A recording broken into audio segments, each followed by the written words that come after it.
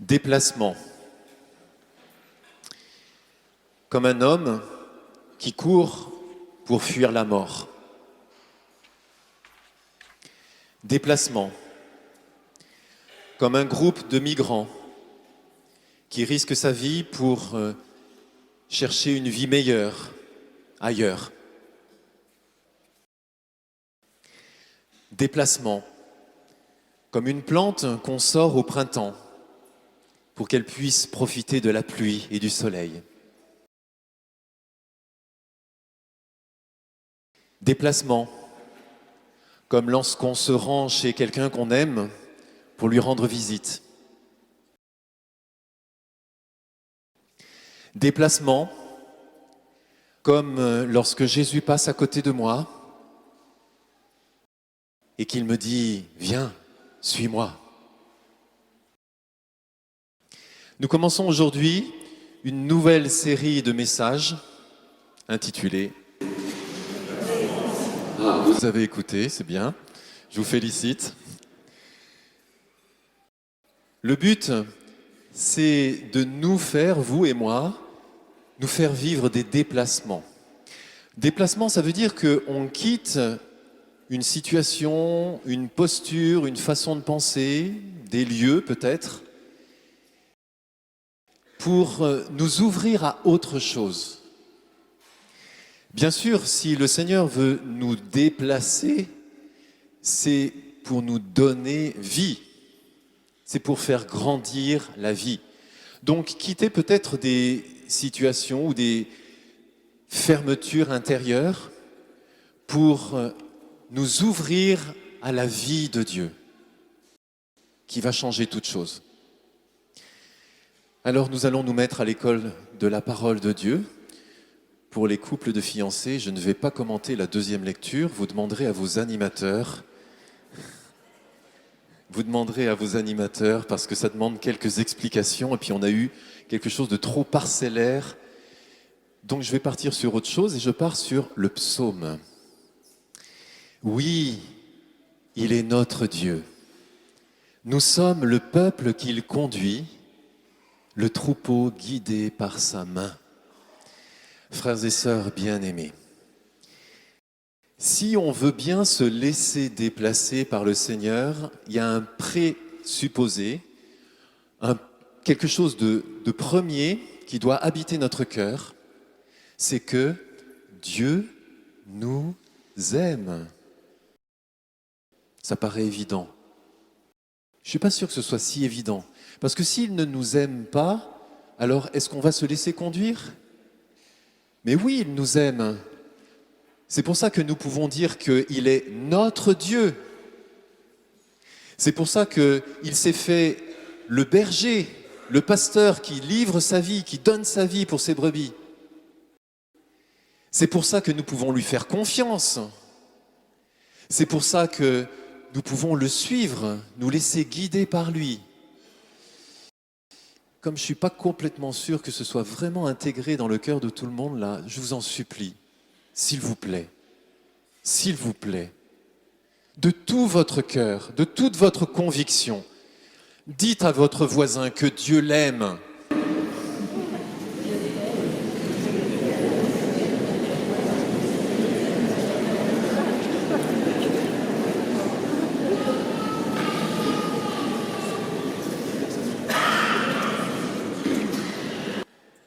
Ça, c'est le présupposé, indispensable. Indispensable, sinon tout ça c'est de la doctrine ça sert à rien. Alors dans le psaume là, il manque une ligne. Qu'est-ce qu'il nous dit le psaume ? Il nous dit aussi aujourd'hui, écouterez-vous sa parole ? Si nous avons confiance dans celui qui nous aime, est-ce que nous allons écouter sa parole ? C'est tout l'enjeu d'aujourd'hui. Est-ce que nous allons écouter sa parole ? Parce que, savez-vous que c'est ce que nous accueillons dans notre cœur et dans notre esprit qui nous façonne ? Tous les publicitaires savent très bien ça. Ils vous rabâchent à longueur de journée sur les réseaux sociaux, sur la télé, sur tout ce qui vous entoure, sur les panneaux lumineux, tout ce que vous devez faire. tous les besoins que vous n'avez pas et que vous allez avoir tout d'un coup. Frères et sœurs bien-aimés, combien d'heures chaque jour passez-vous à regarder un écran? Je ne parle pas des écrans professionnels, hein. Je parle du reste. Combien d'heures? Les statistiques nous disent à peu près 4 heures par jour, en moyenne. Combien d'heures passez-vous chaque jour à lire la Bible? Pourquoi ça vous fait rire?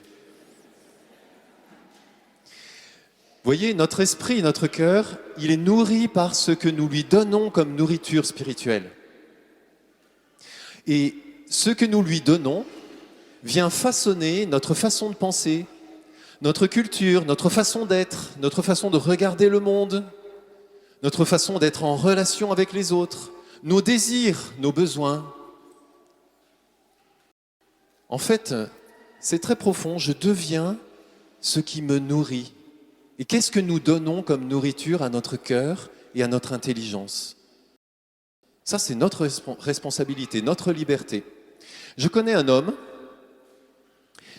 qui, tous les matins, il se lève tôt, je peux vous dire, tous les matins, première chose qu'il fait, il allume la télé et il regarde les nouvelles. Donc, forcément, il entend parler de la guerre en Ukraine, de la guerre à Gaza, des faits divers sordides, de la crise climatique, de la médiocrité du monde politique. Comment voulez-vous que cet homme-là, qui existe vraiment, je ne vous dirai pas son nom, que cet homme-là ne soit pas aigre, amer? Comment voulez-vous que son regard sur le monde ne soit pas teinté de noir? Comment voulez-vous que son cœur intérieur ne se durcisse pas, ne se radicalise pas même? Parce que vous le savez bien, les problèmes, c'est toujours les autres. Donc forcément, si on voit que des problèmes partout, le problème, c'est les autres. Alors on va mettre des murs, on va les rejeter, on va construire des lois pour dire qu'il ne faut pas qu'ils viennent, tout ce que vous voulez. Comment voulez-vous que cet homme soit heureux? Je connais un autre homme qui a pris une décision, il y a longtemps déjà. C'est une décision personnelle qu'il a instaurée dans sa vie. Il a décidé que chaque matin, la première chose que liraient ses yeux, ce serait la parole de Dieu, la Bible. Il a décidé que chaque jour, la dernière chose que liraient ses yeux, c'est la parole de Dieu. Ça ne veut pas dire qu'il n'y en a que le matin et que le soir, mais c'est un geste symbolique qu'il se donne à lui-même pour manifester que la priorité dans sa vie, c'est la parole de Dieu. Et comment s'étonner du coup que cet homme puisse porter un regard sur le monde, sur les gens, bien différent de l'autre? Parce que c'est un regard qui est éclairé par la parole de Dieu, qui est éclairé par l'amour de notre Dieu, qui est éclairé par la sagesse bienveillante de notre Dieu, qui nous veut heureux, qui veut nous sauver. Il ne nous veut pas aigres, il ne nous veut pas enfermés, il ne nous veut pas malheureux. Donc sa parole va nous éclairer et va nous donner ce qui va nous aider justement à nous ouvrir à sa vision sur le monde. Aujourd'hui, frères et sœurs, écouterez-vous sa parole? Vous allez vous marier bientôt. Vous, dans l'Assemblée, vous êtes mariés depuis longtemps, ou pas encore, ou pas du tout. En tout cas, pour ceux qui sont mariés, est-ce que vous savez ce que la parole de Dieu enseigne sur la vie de couple, sur la vie familiale? Comment Dieu, dans sa sagesse, vous parle pour vous guider, pour vous aider, pour vous éclairer? La plupart d'entre vous, vous êtes confrontés au milieu du travail. Et je sais par les échos que j'ai que c'est pas toujours simple, pas toujours facile. Des fois, il y a des gros problèmes dans les lieux du travail. Est-ce que vous savez que la parole de Dieu parle du travail? Est-ce que vous savez ce que la parole enseigne sur la façon d'être dans le travail? Comment vivre le travail? Et puis, chacun d'entre nous, est-ce que nous avons accueilli de la part de Jésus la façon dont il nous invite à vivre comme témoins de l'amour, comme témoins de la lumière, porteurs de la lumière dans ce monde? Est-ce que nous nous sommes mis à l'école de sa parole?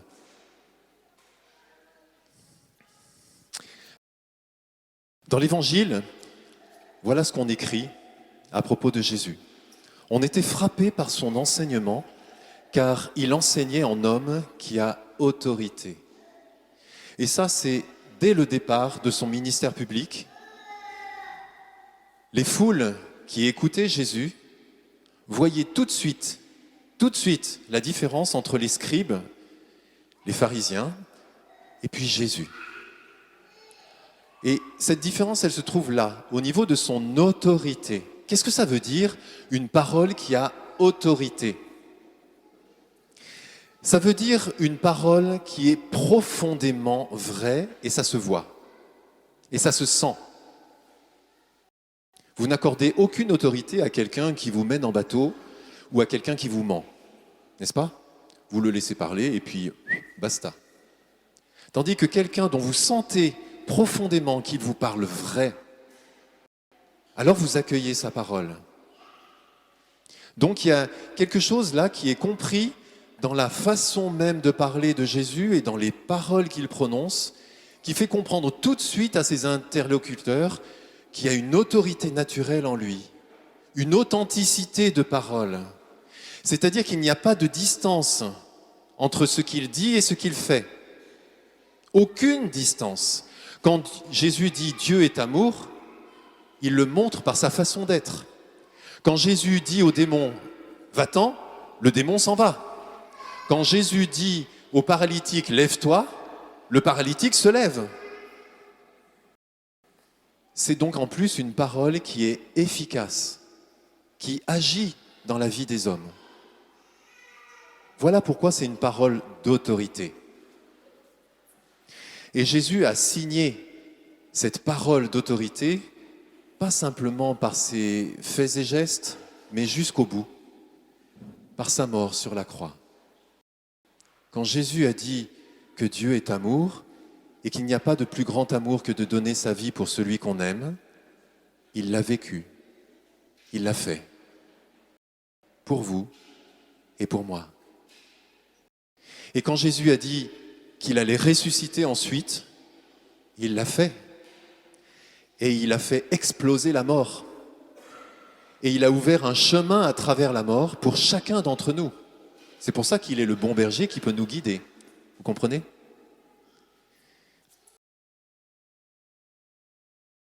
Je reviens à cet homme dont je parlais tout à l'heure, qui avait pris cette résolution de lire la parole de Dieu en premier, dès le départ et à la fin de la journée. Cet homme qui a de grandes responsabilités, il a aussi pris une autre habitude, qui est de, chaque semaine, consacrer un moment avec d'autres frères chrétiens pour partager la parole de Dieu, pour se laisser nourrir et éclairer par la parole de Dieu, et ensemble, pour se mettre sous son autorité. Se mettre sous l'autorité de la parole de Dieu. Frères et sœurs, est-ce que vous voulez ça? Vous mettre sous l'autorité de la parole de Dieu. Parce que c'est une parole bienveillante et agissante. Est-ce que vous voulez cela? Cet homme, c'est une des personnalités que j'apprécie beaucoup. Il y a le pape François, il y en a bien d'autres. C'est pas un saint, c'est même pas un catholique. Il est protestant. Il s'appelle Rick Warren. Cet homme, il a fondé une église qui a connu la plus grosse croissance de toute l'histoire des États-Unis.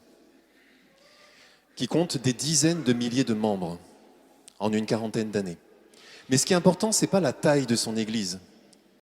Ce qui est important, c'est le nombre de personnes dont la vie a été transformée parce qu'elle a été déplacée par la parole de Dieu. Et ça, c'est fabuleux. Le témoignage de ce qui se vit dans cette église-là et dans d'autres lieux est fabuleux parce qu'on peut voir des vies qui sont transformées, qui sont déplacées par la puissance de la parole de Dieu. Un des principes de cette église, c'est que tous ces paroissiens sont dans des petits groupes de partage de la parole de Dieu pour que chacun se mette sous l'autorité de la parole de Dieu. Alors, bonne nouvelle, réjouissez-vous, dans notre paroisse, nous avons aussi des petits groupes de maisons. Bonne nouvelle, nous pouvons aussi vivre ça. Ce n'est pas réservé aux Américains. Ce n'est pas réservé aux protestants. La Bible, la parole de Dieu, nous la recevons tous, quel que soit notre état de vie, quel que soit notre passé, et nous pouvons tous décider de nous mettre sous l'autorité de la parole de Dieu. Le challenge pour vous aujourd'hui et pour la semaine, eh bien, c'est de bouger, de vous déplacer, si vous voulez, parce que le choix nous est laissé. Alors pour vous qui vous préparez au mariage, préparation au mariage, point. Et après le mariage, qu'est-ce que vous allez faire ? Est-ce que vous allez mettre votre vie de couple sous l'autorité de la parole de Dieu ou pas ? C'est vous qui choisissez. Vous pouvez vous laisser mener, guider par celui qui vous a aimé ou pas. Et alors la bonne nouvelle encore, deuxième bonne nouvelle, cette année dans notre paroisse, nous avons plusieurs formes de petits groupes de maisons. Le petit groupe classique, c'est celui qui existe depuis plusieurs années, où on apprend à être disciple de Jésus pour le suivre et pour lui ressembler, tout simplement. La deuxième forme, ce sont les PGM couples, justement, qui est adossé sur un parcours pour apprendre à s'aimer davantage et à durer dans l'amour. Et ça se fait en petits groupes, dans les maisons. Et puis il y a une troisième forme qui se lance aussi aujourd'hui. Ce sont les PGM Pro pour découvrir comment vivre en chrétien dans le monde du travail. Et Dieu sait qu'il y a des besoins. Donc c'est un lieu où on peut apprendre ensemble, dans un lieu réconfortant et encourageant pour progresser ensemble. Frères et sœurs, aujourd'hui, écouterez-vous sa parole ? Je sens qu'il y a besoin d'une petite prière. Alors, j'ai envie de prononcer cette prière sur vous. Elle est tirée de la parole de Dieu. C'est Saint Paul qui l'a écrite. Je n'invente rien, je fais que citer Saint Paul. Et si vous voulez, vous pouvez fermer les yeux. Si vous voulez, vous pouvez ouvrir les mains en signe d'accueil. Si vous voulez, vous pouvez ouvrir votre cœur. Et je parle donc appuyé sur la parole de Saint Paul, dans l'épître aux Colossiens. Nous ne cessons de prier pour vous. Ça, c'est vrai pour moi aussi. Je prie tous les jours pour vous. Nous demandons à Dieu de vous combler de la pleine connaissance de sa volonté, en toute sagesse et intelligence spirituelle. Ainsi, votre conduite sera digne du Seigneur et capable de lui plaire en toutes choses. Par le bien que vous ferez, vous porterez du fruit et vous progresserez dans la vraie connaissance de Dieu.